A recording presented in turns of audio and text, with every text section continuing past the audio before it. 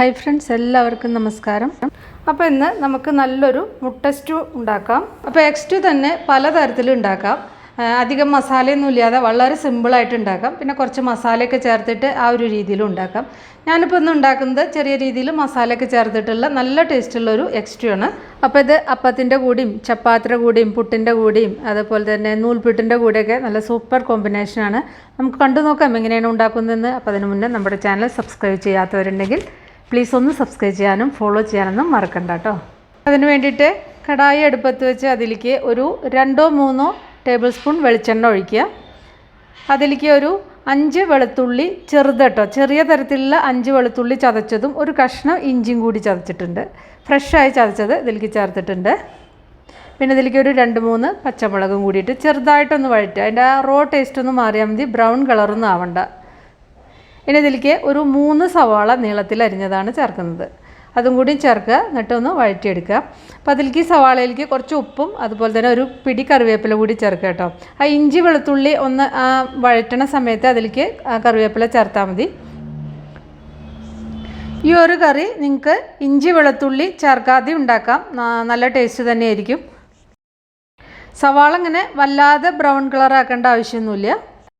അപ്പോൾ ഞാൻ വഴറ്റിയപ്പോൾ കുറച്ചധികം ഇങ്ങനെ ബ്രൗൺ കളറായി. അപ്പോൾ അതിൻ്റെ അത്ര തന്നെ ആവൊന്നും വേണ്ട, നന്നായിട്ട് വാടി വന്നാൽ മതി കേട്ടോ. ഇതിലേക്ക് ഞാനൊരു 1.5 തക്കാളി വലുതാണ് കേട്ടോ ചേർത്തിട്ടുണ്ട്. അതും കൂടി ചേർത്തിട്ട് ഒരു 2 മിനിറ്റ് ഒന്ന് വഴറ്റിയാൽ മതി.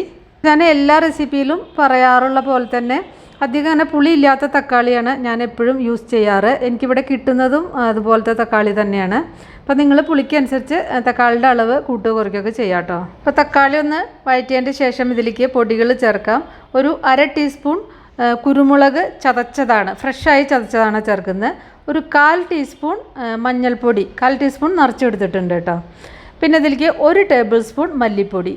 ഇത് സ്റ്റൂ ആവുക കാരണം ഇതിൽ മുളക് പൊടി ചേർക്കേണ്ടതില്ല. പിന്നെ നമ്മൾ കുരുമുളകും പച്ചമുളകുമാണ് ഇതിൽ അതിൻ്റെ എരിവിന് വേണ്ടി ചേർക്കുന്നത്. പിന്നെ ഈ പച്ചമുളക് കൂടുതൽ വഴറ്റിയിട്ട് അത് ബ്രൗൺ കളറൊന്നും ആവരുത് കേട്ടോ, ആ പച്ച കളർ അതുപോലെ തന്നെ വേണം. അപ്പോൾ വളരെ കുറച്ച് എണ്ണ ഒഴിച്ചിട്ട് ഈ സവാളയും അതുപോലെ തന്നെ മസാലപ്പൊടികളൊക്കെ വഴറ്റുന്നവരുണ്ട്. അങ്ങനെ ആകുമ്പോൾ ചിലപ്പോൾ ഈ പൊടികളൊക്കെ ചേർത്ത് കഴിഞ്ഞാൽ അടി പിടിക്കും, അല്ലെങ്കിൽ കരിഞ്ഞു പോകാനൊക്കെ ഉള്ളൊരു ചാൻസ് ഉണ്ട്. അപ്പോൾ അങ്ങനെ വരാതിരിക്കാൻ ഇതിലേക്ക് ഒരു 4-5 ടേബിൾ സ്പൂൺ നല്ല ചൂടുള്ള വെള്ളം ഒഴിക്കുക. അപ്പോൾ ആ മസാലയൊക്കെ നന്നായിട്ട് വഴന്നിട്ട് ആ എണ്ണ ഇങ്ങനെ മീതെ തെളിഞ്ഞു വരും.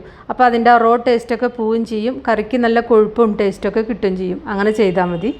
അപ്പോൾ മസാലയൊക്കെ നന്നായിട്ട് മൂത്ത് വരുമ്പോൾ അതിലേക്ക് 1 കപ്പ് കട്ടി തേങ്ങാപ്പാലാണ് ചേർക്കുന്നത്. 1 കപ്പ് പറഞ്ഞാൽ 250 ml. നിങ്ങൾക്ക് വേണമെങ്കിൽ ഇത് 3/4 കപ്പായിട്ടും ചേർക്കാം. ഞാനിപ്പോൾ 1 കപ്പാണ് ചേർക്കുന്നത്. തേങ്ങാപ്പാൽ ചേർത്തിട്ട് ഇതിലേക്ക് ആ മുട്ട കൂടി ചേർക്കുക. ഫ്ലെയിം ഒന്ന് കുറച്ച് വയ്ക്കുക കേട്ടോ. മുട്ട ചേർക്കുമ്പോൾ മുട്ട ഒന്ന് വരഞ്ഞിട്ട് ചേർക്കണം, നന്നായിട്ടൊന്ന് വരഞ്ഞു കൊടുക്കുക, അല്ലെങ്കിൽ മുറിച്ചിട്ട് ചേർക്കുക. അപ്പോഴാണ് അതിൻ്റെ ഉള്ളിലേക്ക് ആ മസാലയൊക്കെ നന്നായിട്ട് പിടിക്കുള്ളൂ. ഈ സമയത്ത് ഉപ്പൊക്കെ നോക്കുക, ആവശ്യത്തിന് ഉപ്പൊക്കെ ചേർക്കുക കേട്ടോ.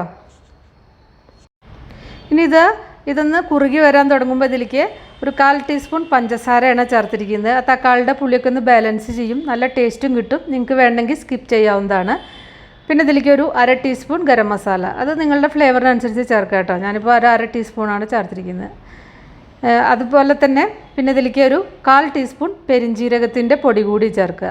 ഈ ഗരം മസാലയും അതുപോലെ തന്നെ പ്രത്യേകിച്ച് ഈ പെരിഞ്ജീരകത്തിൻ്റെ പൊടിയൊക്കെ ചേർക്കുമ്പോൾ ഏറ്റവും അവസാനം മാത്രം ചേർക്കുക. നമ്മൾ മസാല വഴറ്റുന്ന സമയത്ത് പെരിഞ്ജീരകത്തിൻ്റെ പൊടിയൊക്കെ ചേർത്താൽ ആ പെരിഞ്ജീരകത്തിൻ്റെ ഫ്ലേവറൊക്കെ നഷ്ടപ്പെടും. അപ്പോൾ ഏറ്റവും അവസാനം ചേർക്കുമ്പോൾ നല്ല ഫ്ലേവർ കിട്ടും. ഈ കറി ഒന്ന് നന്നായിട്ട് കുറുകിയിട്ട് ഈ മുട്ടയുടെ മീതെ ഇങ്ങനെ പുരണ്ടിരിക്കുന്ന ഒരു പരുവാണ് ഇതിൻ്റെ ആ ഒരു കൺസിസ്റ്റൻസി എന്ന് പറഞ്ഞു കഴിഞ്ഞാൽ. അപ്പോൾ ഈ ഒരു പാകത്തിലാവുമ്പോൾ നമുക്കിത് ഫ്ലെയിം ഓഫ് ചെയ്യാം. ഇനി ഇത് ഇരുന്ന് കഴിഞ്ഞാൽ ഒന്നും കൂടിയും കട്ടിയാവും. അപ്പോൾ ഏറ്റവും അവസാനം ഇതിലേക്ക് കുറച്ച് മല്ലിയിലയും ഫ്രഷ് ആയിട്ടുള്ള കറിവേപ്പിലയും ചേർക്കുക, എന്നിട്ട് ഫ്ലെയിം ഓഫ് ചെയ്യുക കേട്ടോ. അപ്പോൾ ഇത് അപ്പത്തിൻ്റെ കൂടിയും പുട്ടിൻ്റെ കൂടിയും ചപ്പാത്തിയുടെ കൂടിയൊക്കെ നല്ല സൂപ്പർ ടേസ്റ്റാണ്. അപ്പോൾ നിങ്ങളെല്ലാവരും ഉണ്ടാക്കി നോക്കിയിട്ട് നിങ്ങളുടെ ഫീഡ്ബാക്കൊക്കെ അറിയിക്കുക. ഇഷ്ടപ്പെട്ടാൽ ലൈക്ക് ചെയ്യാനും ഷെയർ ചെയ്യാനും കമൻറ്റ് ചെയ്യാനൊന്നും മറക്കണ്ട. അപ്പോൾ നമുക്ക് വേറെ ഈ റെസിപ്പി വീണ്ടും കാണാം. Thank you.